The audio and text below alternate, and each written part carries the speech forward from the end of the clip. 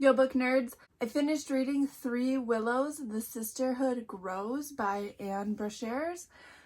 This is book 4.5 in the Sisterhood series. And this book was kind of a disappointment, not gonna lie. It was hard to get into it for various reasons, and we're going to talk about it. But first, what is this book about? So, in this book, we are following 3 new girls. So we have left Lena, Tibby, Carmen, and Bee behind, and we are focusing on 3 new girls, Polly, Amma, and Jo.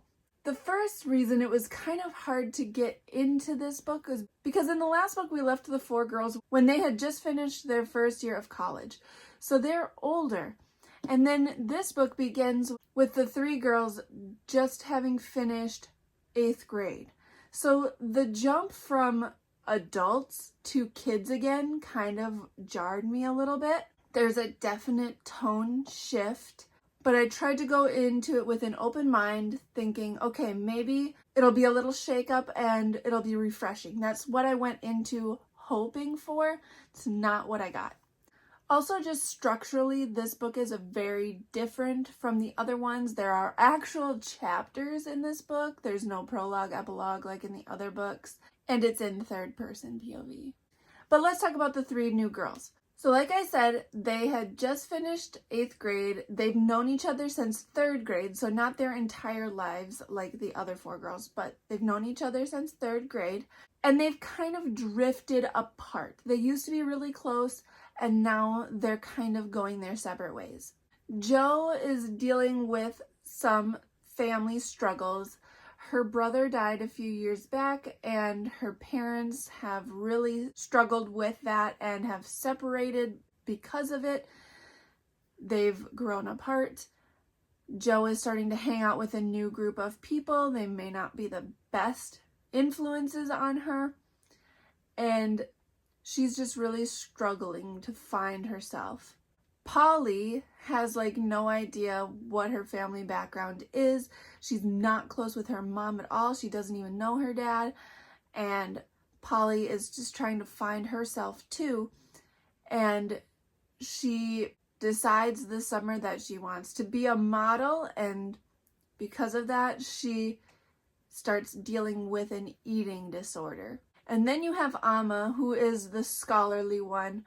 She has a lot to live up to.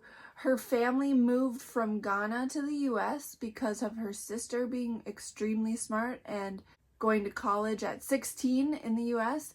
And so she has to live up to that reputation of her sister. She wants to get straight A's. She wants to be really smart. And somehow she winds up on a wilderness trip this summer, which is not what she had expected to be doing.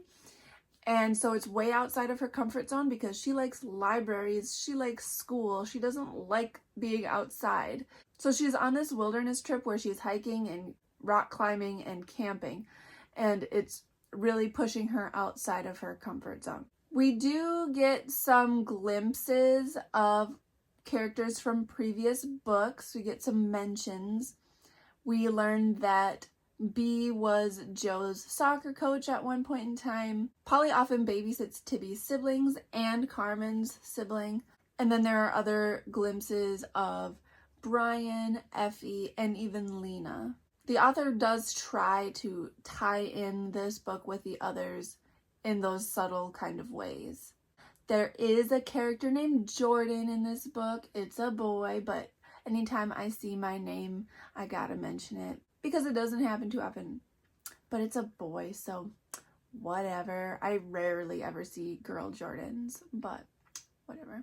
But let's talk some of the positives of this book. There are quite a few quotes that I did like, so let's read some of them. There are moments in your life when the big pieces slide and shift.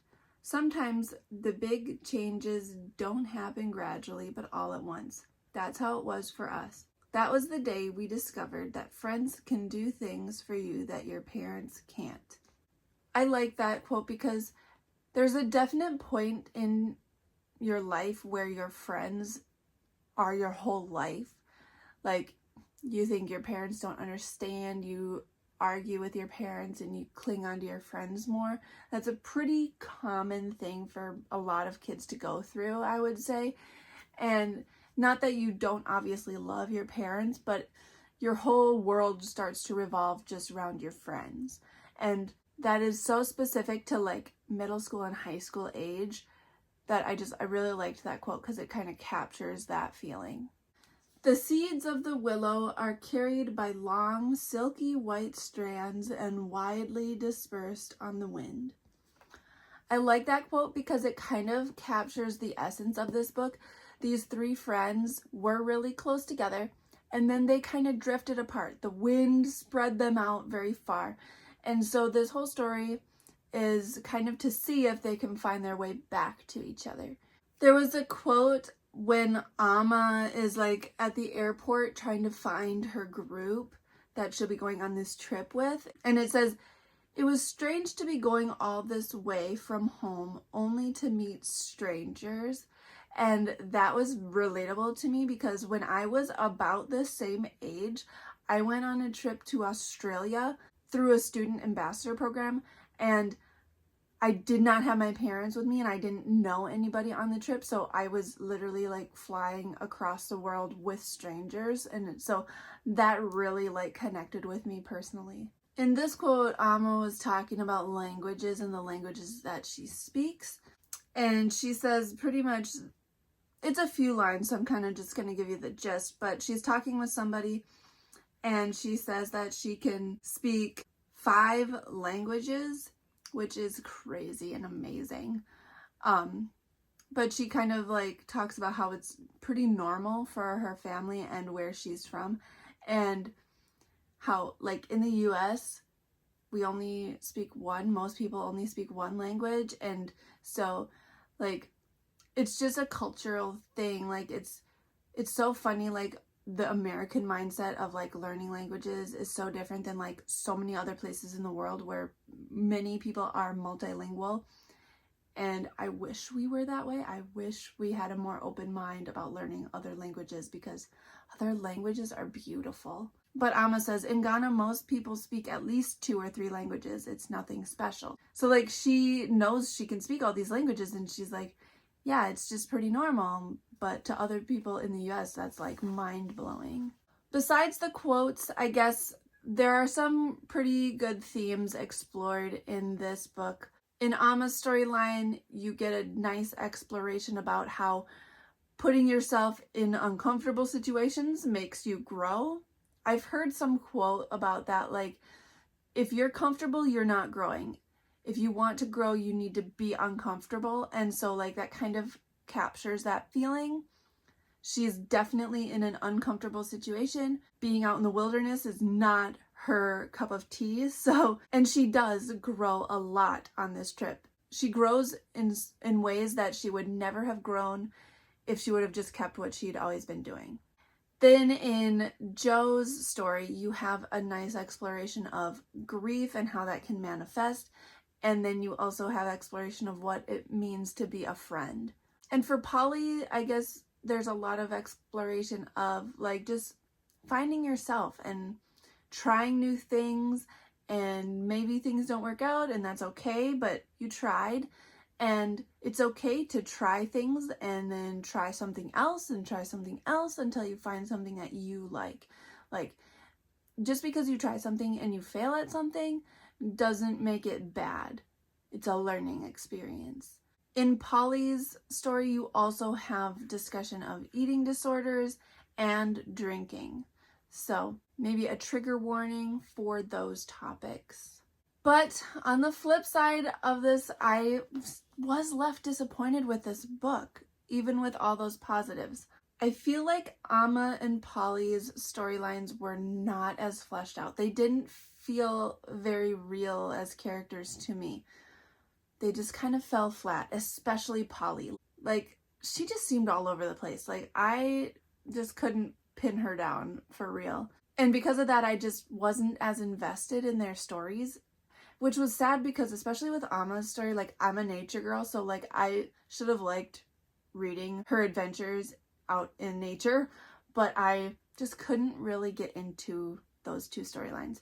Joe's storyline felt a little bit more fleshed out, so I was definitely the most invested in her storyline. She's making some bad choices, but I feel like, it's not stated, but I feel like she's making these choices because she's struggling. She lost her brother, her parents are separated, and she just is trying to find her place in the world again. She's lost all of her bearings, and she's making some bad choices and hanging out with the wrong people. Spoiler alert, like, she gets involved with a boy that has a girlfriend. So like, I hate cheating tropes, and so she's the other woman, and so I didn't like the fact that she was the other woman, but I still was invested in her storyline. So that was actually written pretty well to make me invested in a cheating storyline. That's hard to do because I don't like cheating. But overall, the book was pretty disappointing. It fell flat. It felt kind of disjointed. Like, again, spoiler alert, these friends find their way back to each other at the end, but it didn't feel real. It felt forced. It felt fake. And I didn't feel like they would have found their way back to each other the way that it happens in the book. I just wasn't convinced of it.